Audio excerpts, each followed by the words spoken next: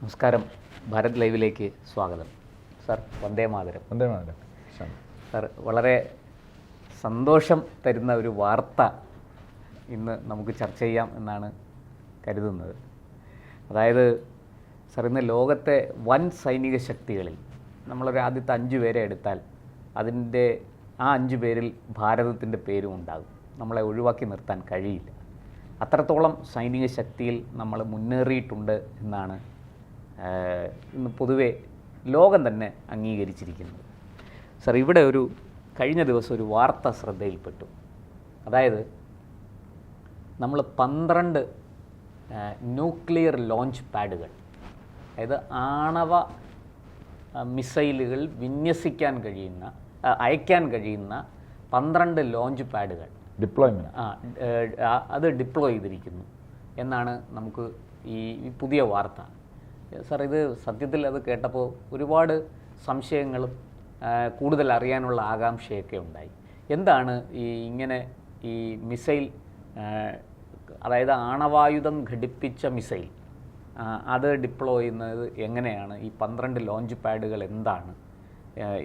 അതിൻ്റെ വിശദാംശങ്ങളൊന്ന് പറയാമോ? നമ്മുടെ പ്രേക്ഷകർക്കും കൂടെ ഇതേക്കുറിച്ചൊരു സാമാന്യമായ ഒരു പൊതുധാരണ കിട്ടിക്കോട്ടെ എന്ന് വിചാരിച്ചാണ് ഇന്ന് ഈ വിഷയം സംസാരിക്കാം എന്ന് കരുതിയത്. പ്രശാന്ത് തന്നെ ജയിലിലാക്കൂ. അല്ല സാർ, പറയാൻ പറ്റുന്നിടത്തോളം കാര്യങ്ങൾ പറഞ്ഞാൽ മതി. ഞാനെപ്പോഴും ആലോചിച്ചിട്ട് പറയൂ. പക്ഷെ അത് അത്ര നമ്മുടെ രാജ്യത്തിന് അപകടം ഉണ്ടാക്കുന്ന അത് നമ്മൾ വായിച്ച ന്യൂസുകളും എല്ലാം രാജ്യം സെൻസർ ചെയ്ത് വിട്ടിട്ടുള്ള ന്യൂസാണ്. നമ്മുടെ പ്രതിരോധ മന്ത്രാലയം തീർച്ചയായിട്ടും. പക്ഷേ ഈ വിദേശ മാധ്യമങ്ങളും വിദേശ സോഴ്സുകളിലും ഈ ചർച്ചയ്ക്ക് ഒരു കാര്യം പറഞ്ഞോട്ടെ, ഈ ചർച്ചയ്ക്ക് ഒറ്റ ഉദ്ദേശമേ ഉള്ളൂ. പൊതുജനം ലളിതമായിട്ട് നമ്മുടെ സൈനിക ശക്തി എന്താണെന്നൊന്ന് മനസ്സിലാക്കിയിരിക്കണം. നമ്മൾ ആരാണ്, നമുക്ക് അഭിമാനിക്കാവുന്ന എന്തൊക്കെ നേട്ടങ്ങൾ നമുക്കുണ്ട്. പക്ഷേ ഈ പൊതുജനം നമ്മൾ ഈ ഇതിൽ ചെയ്യുമ്പം ഇംഗ്ലീഷിൽ ട്രാൻസ്ലേഷൻ ഇട്ടിട്ട് പാകിസ്ഥാൻകാരനും ചൈനക്കാരനും കൂടെ ഇത് കേൾക്കുകയാണ്. അങ്ങനെ കൂടെ അല്ല, അതായിക്കോട്ടെ. നമ്മൾ പറയുന്ന വിവരങ്ങൾ അവരും ചെയ്യുന്ന കാര്യമാണ്. ഇത് പരസ്പരം എല്ലാവർക്കും അറിയാം. ഇത് എല്ലാവർക്കും അറിയാം. അല്ല, നമ്മളിത് എവിടെയാണ് നമ്മുടെ അന്തർവാഹിനി കിടക്കണമെന്നൊന്നും നമ്മൾ പറഞ്ഞില്ലല്ലോ. നമുക്ക് അറിഞ്ഞുകൂടാ. അറിയാമെങ്കിലും പറയില്ല, അത് വേറെ കാര്യം. ഇത് നമ്മൾ 5ാമത്തെ വേൾഡ് പവറാണെന്ന്. ലോകത്തിൽ 5 പവേഴ്സാണ് നേരത്തെ ഉണ്ടായിരുന്നത്. ഇന്ത്യ അടക്കം 6. പക്ഷെ സൈന്യശക്തിയൊക്കെ വെച്ച് നോക്കുമ്പോൾ ഇന്ത്യ, ബ്രിട്ടൻ നേവി മാത്രമേ അവരുടെ ഉള്ളൂ. ബാക്കിയെല്ലാം 45,000 സോൾജേഴ്സ് 45 വയസ്സിന് മുകളിലുള്ളവരെ വെച്ചിട്ട് ഏത് കര പിടിക്കാനാണ്? UK. ഫ്രാൻസും കുറച്ച് ബെറ്റർ ആണെന്നേ ഉള്ളൂ. ഫ്രാൻസിന് കുറച്ചുകൂടെ ഈ ആണവശേഖരം, ന്യൂക്ലിയർ അവർ കുറച്ചുകൂടെ അഡ്വാൻസ് ചെയ്തവരാണ്. അപ്പോൾ മിസൈലും അവർക്ക് അവരുടേത് ഇൻഡിപെൻഡൻറ്റ്, റഷ്യ അമേരിക്ക കൂടാതെ. അപ്പം ഞാൻ പറയും USA, റഷ്യ, ഫ്രാൻസ്, ദെൻ ഞാൻ ഇന്ത്യ എന്ന് പറയും. ഈ ചൈന എന്ന് പറയുന്ന അവർ മൊത്തം ഉഡായിപ്പാണ്. വാർ ഇൻഫർമേഷൻ സ്ട്രാറ്റജി ചുമ്മാ ആവശ്യമില്ല. ശരി, ചൈന ഭയങ്കര സംഭവമാണ്. എവിടെ പ്രൂവ് ചെയ്ത് ചൈന ഭയങ്കര സംഭവമാണ്? ഏതെങ്കിലും ഒരു രാജ്യത്തിന്, അല്ല അവരുടെ വെപ്പൺ ഉപയോഗിച്ച് ഏതെങ്കിലും ഒരു രാജ്യം വാർ വിൻ ചെയ്തിട്ടുണ്ടോ? അപ്പോൾ ഇറ്റ്സ് നോട്ട് പ്രൂവൺ. ഇങ്ങനെ പല അഭ്യൂഹങ്ങൾ അവർ അതിൻ്റെ മാസ്റ്റേഴ്സാണ് അവർ. അത് ആയിക്കോട്ടെ. പക്ഷെ എന്നാലും ചൈനയ്ക്ക് ഈ ഇത്രയും വലിയ GDP ഒക്കെ ഉണ്ട്. ചൈന ഒരു ഫോഴ്സാണ്.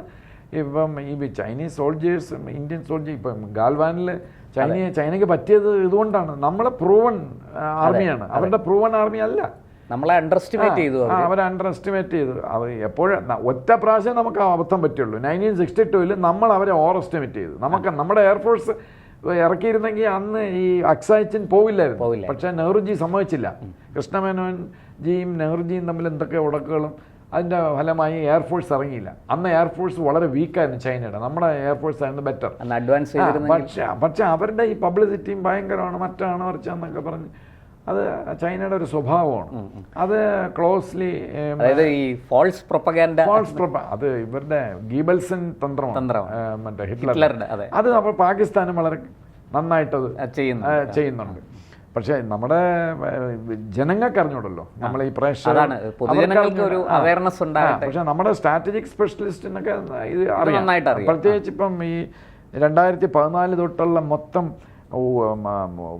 അലകും പിടിയും മാറി നമ്മുടെ ഇന്ത്യൻ സിസ്റ്റം, ഡിഫൻസ്, എവറിത്തിങ് അലകും പിടിയും മാറി നിൽക്കുകയാണ്. ഒരു ഉണർവ് വന്നിട്ടുണ്ട്. പഴയ പോലെ പണ്ട് നമ്മളൊരു ജക്കാളായിരുന്നു. പണ്ട് ഒരു വൂണ്ടഡ് ജക്കാൾ, കോർണേഡ്, അങ്ങനെ മുറിവേറ്റിങ്, എങ്ങനെയൊക്കെ സ്നാളിങ് എന്നാണ് പറയുന്നത്. ഈ പട്ടി ഇങ്ങനെ കാണിക്കില്ലേ, പല്ലിങ്ങനെ കാണിക്കില്ല, അതേപോലെ ഇങ്ങനെ സ്നാൾ ചെയ്ത് മൂലയിൽ നിൽക്കും. അതാണ് ഇന്ത്യയുടെ സ്വഭാവം. ഞാൻ ഇവിടെ വന്നാൽ തന്നെ ഞാൻ തീർത്തളയും, ഒന്നും ചെയ്യില്ല, അവിടെ മൂലയിൽ തന്നെ നിൽക്കും. പക്ഷെ അത് മാറ്റം വന്നിട്ടുണ്ട്. 2014 അതിന് മുമ്പ് നമ്മുടെ മൻമോഹൻജിയുടെ പീരീഡ് തൊട്ട് ഒരു വ്യത്യാസം വന്നിട്ടുണ്ട് ഇന്ത്യയുടെ ഡിഫൻസ് കാര്യങ്ങളിലൊക്കെ.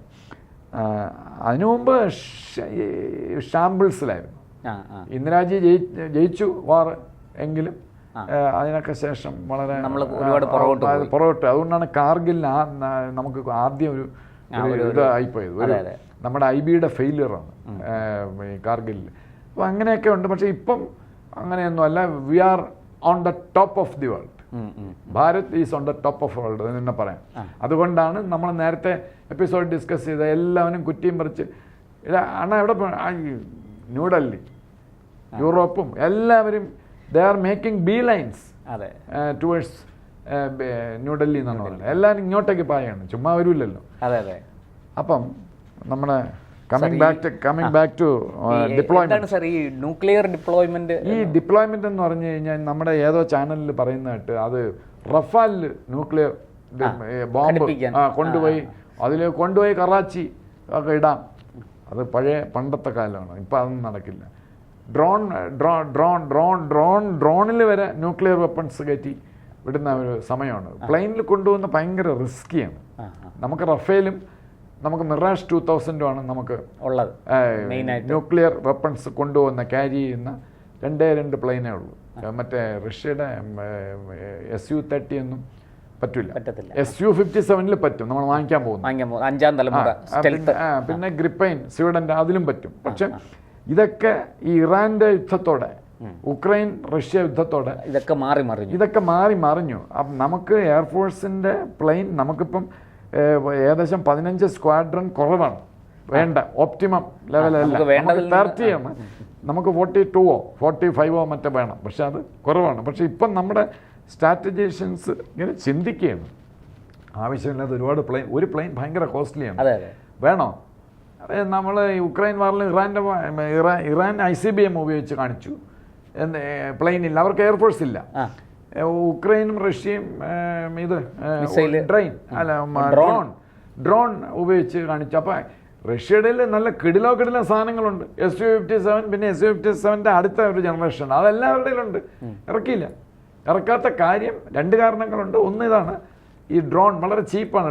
ഡ്രോൺ വെച്ച് മറ്റേ കമികാസി ഡ്രോൺ ഉണ്ട്, സൂയിസൈഡൽ, അത് വെച്ച് ഇത്രയും ഭയങ്കര കോസ്റ്റ്ലി ആയിട്ടുള്ള. അപ്പം റഷ്യൻ പ്ലെയിനെ ഇറക്കിയിട്ടില്ല ഈ യുദ്ധത്തിൽ. കഴിഞ്ഞ 4.5 വർഷം 5 വർഷമായിട്ട് യുദ്ധം ചെയ്യാണ്, ഇറക്കിയിട്ടില്ല. അപ്പോൾ നമ്മുടെ ഡിപ്ലോയ്മെൻറ്റിലേക്ക് വരാം. അപ്പോൾ പ്ലെയിനിലല്ല ഈ ന്യൂക്സ്, ഇന്ത്യയുടെ ന്യൂക്സ് വയ്ക്കുന്നത്. അത് നമ്മുടെ സബ്മറൈനിലാണ്. അത് ന്യൂക്ലിയർ സബ്മറൈൻ. മറ്റേ സബ്മറൈൻ ചിലപ്പോൾ ഇതെല്ലാം കയറ്റി പോകുമ്പം ചിലപ്പോൾ പിടിക്കപ്പെടും. ഈ സ്റ്റെൽത്ത് കുറവാണ്. രഹസ്യമായിട്ട് റഡാറിൽ പിടിക്കപ്പെടാൻ സാധ്യതയുണ്ട്. പക്ഷെ ന്യൂക്ലിയർ ഇപ്പം നമുക്ക് 3-4 ന്യൂക്ലിയർ സബ്മറൈൻസ് ഉണ്ട്. അപ്പോൾ ഈ ന്യൂക്ലിയർ സബ്മറൈൻ എന്ന് പറയുന്നത് SSBN എന്നാണ്, അറ്റാക്ക് സബ്മറൈൻ. അറ്റാക്ക് സബ്മറൈൻ എന്ന് പറയുന്നത് SSN.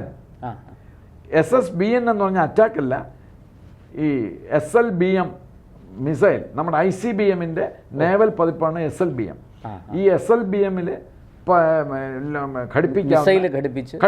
മിസൈലല്ല, ഇതിപ്പം ഡിപ്ലോയ് ചെയ്തിരിക്കുന്ന നമ്മുടെ ന്യൂക്ലിയർ വാർ ഹെഡ്സ് ഈ SLBMൽ വെച്ചിട്ട് SSBN ആണ് കൊണ്ടാണ് അറ്റാക്ക് ചെയ്യുന്നത്. അറ്റാക്കിങ് ഇതാണ്. മറ്റത് ഞാൻ SSN ഉണ്ടല്ലോ, അത് നമുക്ക് ന്യൂക്ലിയർ ഒരെണ്ണേ ഉള്ളൂ. അത് റഷ്യയിൽ നിന്ന് നമ്മൾ ലീസിനെടുത്താണ്. INS ചക്ര 3 എന്ന മറ്റോ ആണ്. അതിൻ്റെ ശരിക്കുള്ള ഇതൊന്നും നമ്മൾ ഭയങ്കര ക്ലാസിഫൈ ചെയ്ത് വെച്ചിരിക്കുകയാണ്, വെളി പറഞ്ഞിട്ടില്ല. അത് SSN. അതിനകത്ത് ബ്രഹ്മോസ്, മറ്റേ ക്രൂയിസ് മിസൈല്, ഇതൊക്കെ അതിനകത്ത് വെച്ച് കൊണ്ടുപോയി അറ്റാക്ക്. ഇതല്ല, ഇത് ഈ ന്യൂക്ലിയർ സബ്മറൈൻ എന്ന് പറയുന്നത് SSBN എന്ന് പറയുന്നത് പസഫിക്കിൻ്റെ. ഇപ്പം അതെവിടെയെന്ന് ആർക്കും അറിഞ്ഞൂടാ. നമുക്ക് 3 ഷോറായിട്ടുണ്ട്. വേറെ അല്ലാതെ 5 പണിപ്പുരയിലാണ്, രഹസ്യമാണത്. അപ്പോൾ 5, 3, 8 വെള്ളത്തിലിറങ്ങും. അപ്പോൾ ഈ SSBN ഈ ഡിപ്ലോയ് ചെയ്ത് കഴിഞ്ഞെന്ന് പറഞ്ഞാൽ ന്യൂസ് വന്നത് ഒരു മാസത്തിന് മുമ്പാണ്. പക്ഷേ എനിക്കൊന്ന് 6 മാസത്തിന് മുമ്പേ ഇത് ഡിപ്ലോയ് ചെയ്തിട്ട് അത് ഘടിപ്പിച്ചിട്ട് ready to use. Prime minister decision എടുത്ത് പ്രൈം മിനിസ്റ്ററുടെ തൊട്ട് താഴെയുള്ള ഒരു ടീമുണ്ട്, ഒരു 10 പേരടങ്ങുന്ന ടീം. നമ്മുടെ അജിത് ഡോവൽ സാറിൻ്റെ നേതൃത്വത്തിൽ സ്പെഷ്യലിസ്റ്റുകളെല്ലാം, എക്സ്പെർട്സ് എല്ലാം ഉള്ള ഒരു 10 ടീമിന് കൊടുക്കും ഈ നമ്മൾ ന്യൂക്ലിയർ വാർഹെഡ് ഉപയോഗിക്കാൻ പോകണം എന്നുള്ളത്.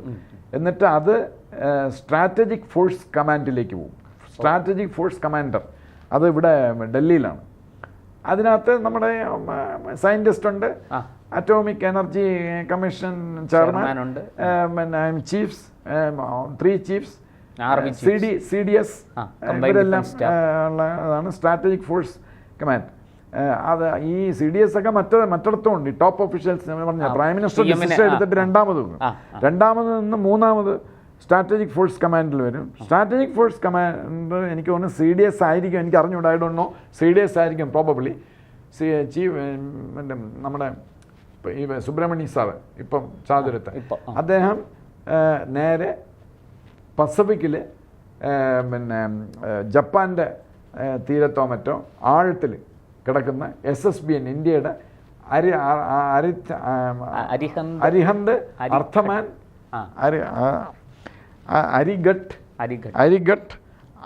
അരിഥമാൻ, പിന്നെ അരിഹന്ത്, ഇത് 3മാണ് നമ്മൾ ഡിക്ലെയർ ചെയ്തിട്ടുള്ള 3 അന്തർവാഹിനികൾ. ഇതിൽ പിന്നെ അരിഥമാൻ 8 മിസൈല്, 8 SLBM ലോഞ്ച് ചെയ്യാൻ പറ്റുള്ളൂ. മറ്റേ അരിഥമാനും അരിഘട്ടും 12 കപ്പാസിറ്റി. അപ്പം ഈ CDSO അല്ലെങ്കിൽ സ്ട്രാറ്റജിക് ഫോഴ്സ് കമാൻഡറോ ഇവർക്ക് മെസ്സേജ് അയക്കും.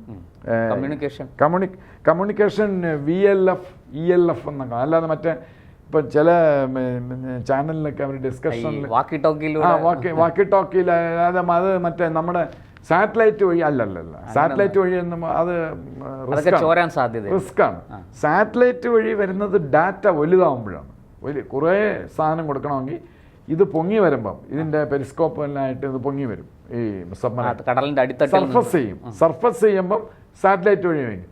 പക്ഷേ ഈ അടിത്തട്ടിൽ കിടക്കുമ്പം നമ്മൾ ന്യൂക്ക് ബെയ്ജിങ് എന്ന് പറഞ്ഞാൽ എൻ്റെ അർത്ഥം മനസ്സിലായല്ലോ. ന്യൂക്ക് ബെയ്ജിങ്, തട്ടിക്കോ ബെയ്ജിങ്, ന്യൂക്ക് കറാച്ചി, അറ്റാക്ക്, ഇങ്ങനെയൊക്കെയുള്ള 1, 2, 3 ചെറിയ വാക്കുകൾ VLF റേഡിയോ ഫ്രീക്വൻസിയാണ്, അല്ലെങ്കിൽ ELF, ഇങ്ങനെയാണ് ഇത് പോകുന്നത്. വളരെ സ്ലോയിലേ പോവുള്ളൂ. പക്ഷെ അതുകൊണ്ടാണ് ഈ ചെറുതാക്കിയിരിക്കുന്നത്. പക്ഷെ ഇതിങ്ങനെ പൊങ്ങി വരുമ്പോഴാണ് സാറ്റലൈറ്റ് വഴി അത് ഇതുപോലുള്ള അറ്റാക്കിനുള്ള സാറ്റലൈറ്റ് വഴി കൊടുക്കില്ല. അത് ഇതാണ് ELF. എനിക്ക് എൻ്റെ ഫുൾ ഫോം എനിക്ക് അറിഞ്ഞുകൂടാ. ELF or VLF radio frequency messages ആണ്. അപ്പോൾ സേഫാണ്, അവർക്ക് പോകും, കറക്റ്റായിട്ട് അവർക്ക് പോകും. പിന്നെ അത് നമ്മൾ ഈ ഭയങ്കര റെസ്പോൺസിബിൾ കൺട്രിയാണ്, ഈ ന്യൂക്ലിയർ റെസ്പോൺസിബിൾ പവറാണ്. അത് വെരിഫൈ ചെയ്യാൻ അവരുടെ മാർഗമുണ്ട്. അതിൻ്റെ കമാൻഡർക്ക് SSBN അരിഥമാൻ്റെ കമാൻഡർക്ക് ഇത് കറക്റ്റാണോ, വല്ല തെറ്റി വരുന്നാലോ അങ്ങനെ സംഭവിക്കാം. അപ്പോൾ അതൊന്ന് കൺഫേം, അതിനുള്ള മെക്കാനിസം ഇവിടെ ഉണ്ട്. അതെനിക്ക് എങ്ങനെയെന്നുള്ളത് അറിഞ്ഞുകൂടാ, അത് ടോപ്പ് സീക്രട്ടാണ്. പിന്നെ ഒരു ചോദ്യം ഞാൻ പ്രസാദ് ചോദിക്കുമെന്ന് വിചാരിച്ചു. ഒരു റോഗ് കമാൻഡർ ആ ആ ഒരുത്തം ഭ്രാന്തനായിപ്പോയി. നമ്മുടെ മലേഷ്യയുടെ മറ്റേ എയർലൈൻ കൊണ്ടുപോയില്ലേ, അപ്പോൾ അവൻ ഒട്ടാണ് എന്നൊക്കെ പറഞ്ഞ് അവൻ ഒരുപാട് അവൻ്റെ ഇതൊക്കെ നോക്കിയായിരുന്നു. അവൻ നേരത്തെ സൈക്യാട്രിക് ടെസ്റ്റൊക്കെ എടുത്തിട്ടുള്ളൂ.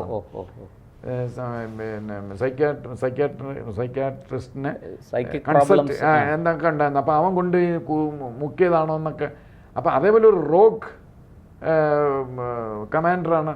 അവനെ കയറി എന്തെങ്കിലും ചെയ്താലോ പ്രൈം മിനിസ്റ്റർ ഒന്നും പറയാതെ. ഇത് ലോകത്ത് ഇന്ത്യക്ക് മാത്രമല്ല, എല്ലാവർക്കും ഉണ്ട്. അപ്പം അതിനും മെക്കാനിസം കമ്മ്യൂണിക്കേഷൻ ഉണ്ട്. അപ്പം അതാണ് പിന്നെ വേറൊരു കാര്യം, ഈ ഡിപ്ലോയ് ചെയ്യുന്നത് ഇപ്പോൾ വാർഹെഡ് ഡിപ്ലോയ് ചെയ്തെന്ന് പറഞ്ഞില്ലേ, അത് സെക്കൻഡ് സ്ട്രൈക്ക് കപ്പബിലിറ്റി ഉള്ളവർക്കേ പറ്റൂ. പാകിസ്ഥാൻ ഇല്ല. ന്യൂക്ലിയർ സബ്മറൈൻ വേണം. ന്യൂക്ലിയർ സബ്മറൈൻ ലോകത്ത് 4, 5, 6 രാജ്യങ്ങൾക്കേ ഉള്ളൂ. 6 ഇസ്രായേലിനുണ്ട്, ഇസ്രായേല്, പിന്നെ ഫ്രാൻസ്, UK, പിന്നെ ഇന്ത്യ 7 രാജ്യങ്ങൾക്കേ ഉള്ളൂ ന്യൂക്ലിയർ സബ്മറൈൻ. എല്ലാവർക്കും ന്യൂക്ലിയർ സബ്മറൈൻസ് ഇല്ല. ചൈനയ്ക്കുണ്ടല്ലോ, ചൈനയും കൂടെ ഇതിനകത്ത് വരുമല്ലോ. പിന്നെ ഇപ്പൊ സൗത്ത് കൊറിയയും ജപ്പാനും ഉടനെ വരും. സൗത്ത് കൊറിയയും ജപ്പാനും കൂടെ വന്നു കഴിയുമ്പം ഇന്ത്യയുടെ തലവേദന അങ്ങ് പോകും. ചൈന പിന്നെ അങ്ങോട്ടേക്ക് വെക്കും. കാര്യം എന്ന് പറഞ്ഞാൽ ഇന്ത്യക്കാര് ബുദ്ധൻ ശരണം ഗച്ഛാമി എന്നൊക്കെ നമുക്ക് സ്വപ്ന സമാധാനമൊക്കെ പറഞ്ഞിട്ടുണ്ട്. മറ്റേ ജപ്പാൻ ലോകത്തിനൊരു വാക്ക് കൊടുത്തിട്ടുണ്ട്, ആണവായുധം നമ്മൾ ആദ്യം ഉപയോഗിക്കില്ല. അതൊക്കെ പറയും, പക്ഷെ ചിലപ്പോൾ നമുക്ക് ആദ്യം ഉപയോഗിക്കേണ്ടി വരും. അതൊക്കെ നമ്മൾ പറയുന്നതാണ്. ഇതൊക്കെ തെറ്റിച്ച് ആരാ ചോദിക്കുന്നത്? ഇത് ആര് നടപടി എടുക്കും? അത് നമ്മൾ മര്യാദയ്ക്ക് അങ്ങനെ പറഞ്ഞതാണ്.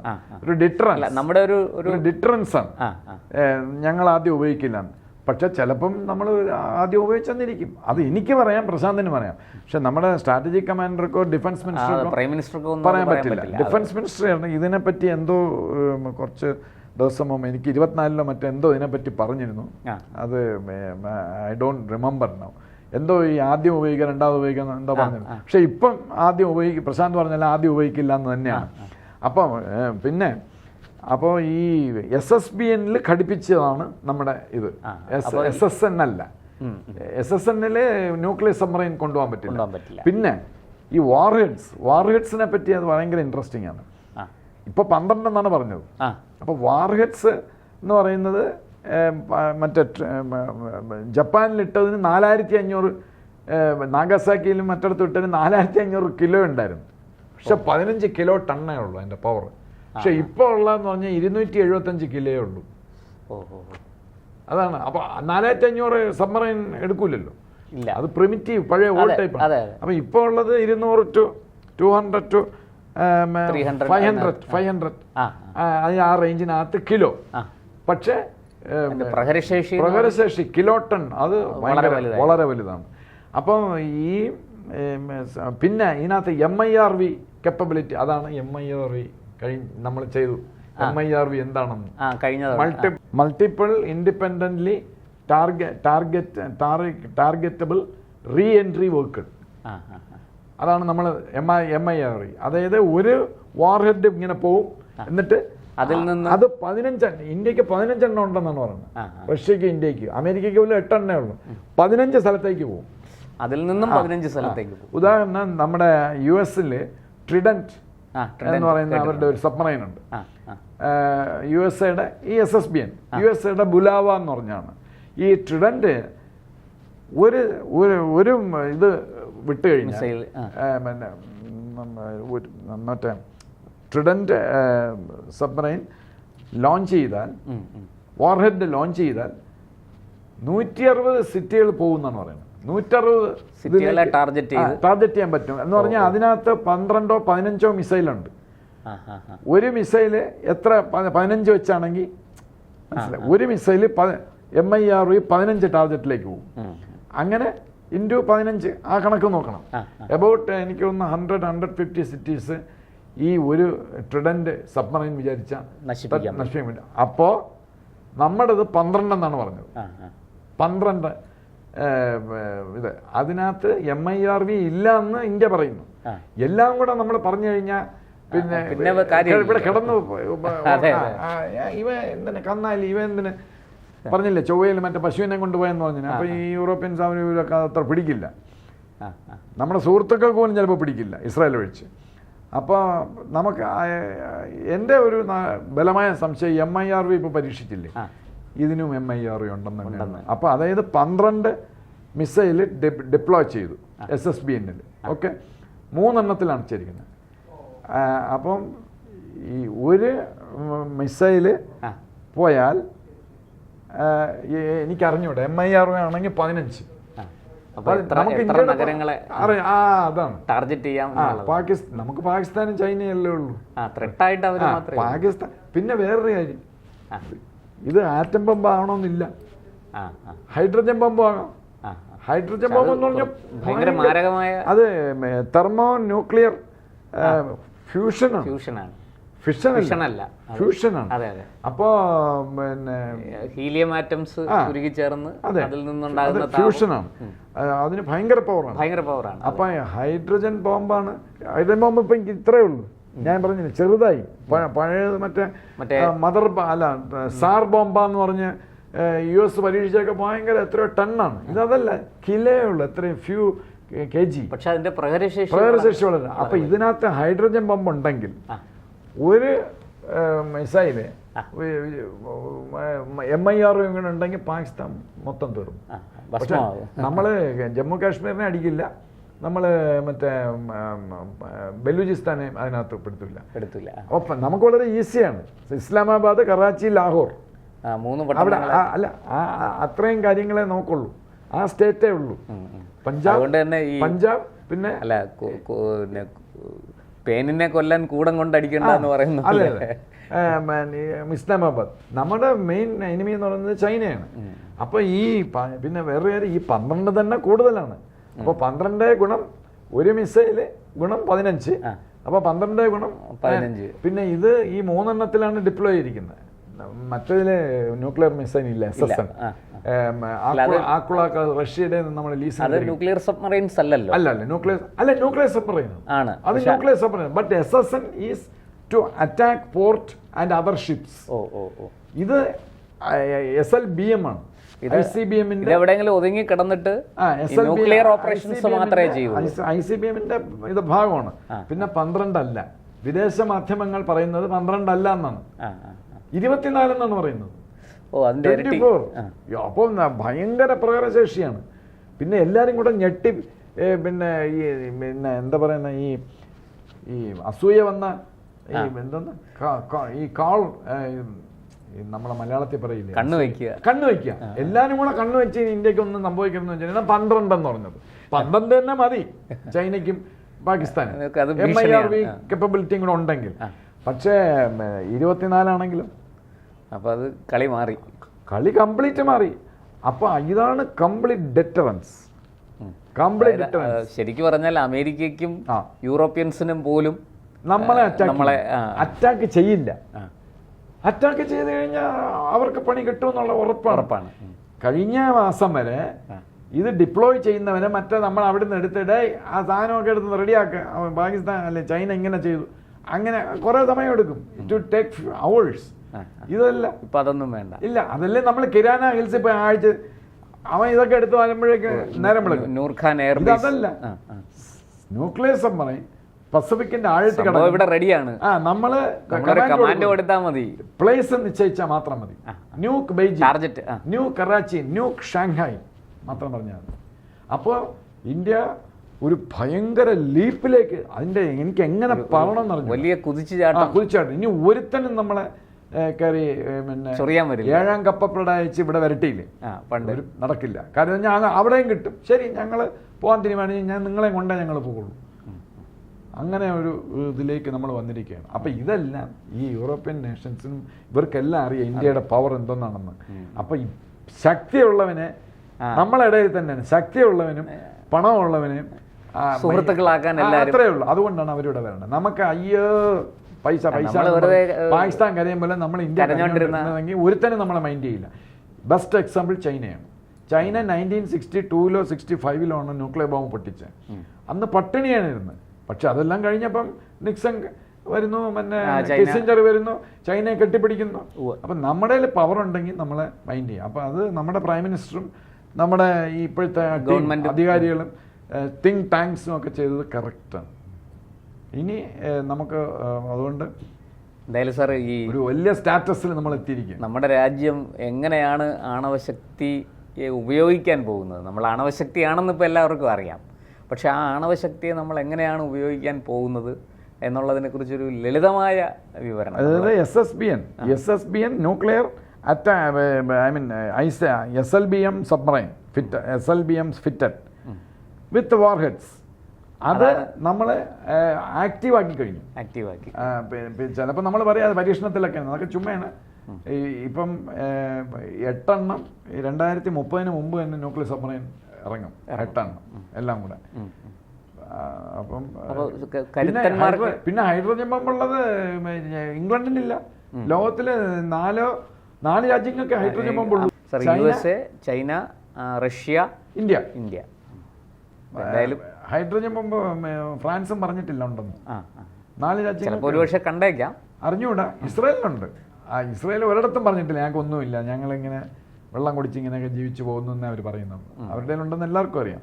അപ്പം ഡിക്ലെയർഡ് ഇന്ത്യക്ക് ഹൈഡ്രജൻ ബോംബുണ്ട്. ഇന്ത്യ ഹൈഡ്രജൻ ബോംബ് ഇത് ചെയ്തല്ലോ, പരീക്ഷിച്ചു. അപ്പോൾ സാറ് നമുക്ക് ഈ പറഞ്ഞതുപോലെ ആണവശക്തിയെ നമ്മൾ എങ്ങനെ ഉപയോഗിക്കും എന്നുള്ളതായിരുന്നു ഒരു വലിയ ചോദ്യം. അതാർക്കും അതിനെക്കുറിച്ചൊരു ധാരണയില്ലായിരുന്നു. പക്ഷേ ഇപ്പോൾ ഈ പറഞ്ഞതുപോലെ നമ്മുടെ സബ്മറൈൻസ്, ന്യൂക്ലിയർ സബ്മറൈൻസ് എങ്ങനെയാണ് അതിനെ കൈകാര്യം ചെയ്യുക എന്നുള്ളതിനെക്കുറിച്ചൊരു ഏകദേശ ഒരു ഐഡിയ, അതിനെക്കുറിച്ചൊരു ധാരണ നമുക്കുണ്ടായിട്ടുണ്ട്. എന്തായാലും ഒരു സെക്കൻഡ്, ഈ ന്യൂക്ലിയർ സബ്മറൈൻ 6 മാസമോ 8 മാസമോ വെള്ളത്തിൽ നിന്ന് പൊങ്ങാതെ കഴിയാൻ പറ്റും. 6 to 8 months. അപ്പോൾ അതൊരു വലിയൊരു പീരീഡാണ്. അവർക്ക് കരയിലൊന്നും വരണ്ട. എന്തായാലും സാർ ഈ വിഷയത്തെക്കുറിച്ച് ഇത്രയും കാര്യങ്ങൾ നമുക്ക് പറയാവുന്നിടത്തോളം നമ്മുടെ ഒരു ഒരു പരിധിക്കുള്ളിൽ നിന്ന് ഒരു നിശ്ചിത പരിധിയുണ്ട്, അതിന് പുറത്ത് നമുക്ക് അതിർത്തി കടക്കാൻ നമുക്ക് പറ്റില്ല. ആ അതിർത്തിക്കുള്ളിൽ നിന്ന് കുറച്ച് കാര്യങ്ങൾ നമ്മുടെ പ്രേക്ഷകരോട് പങ്കുവച്ചതിൽ വളരെ നന്ദി. വന്ദേ മാതരം.